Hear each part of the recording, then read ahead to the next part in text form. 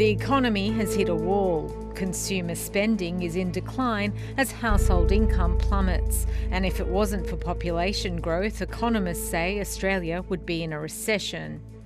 Per person in the economy, growth is actually going backwards. Now that's what actually matters for living standards.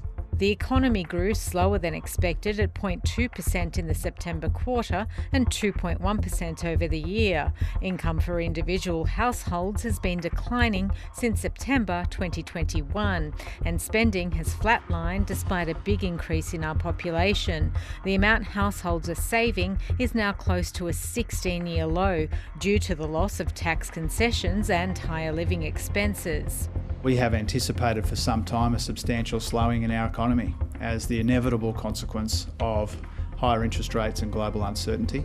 GDP was propped up by government spending, mainly on subsidies to households, and the result would have been worse if it hadn't been for mining companies stockpiling unsold products. The fact that we're running at around 2% is actually a pretty poor outcome. Rick Cohen is feeling the squeeze firsthand. He sells cookies, but as margins come under pressure, it's harder for him to employ vulnerable Australians at his charity.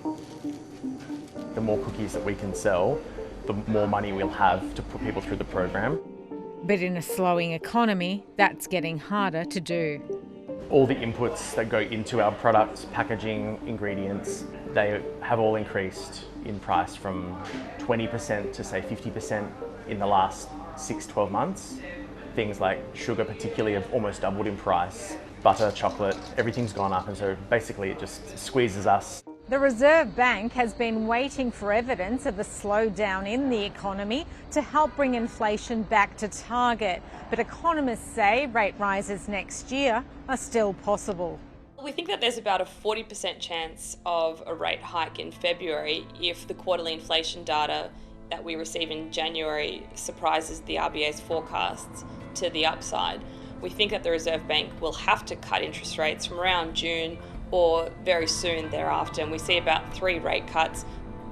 That's something Rick is hoping for.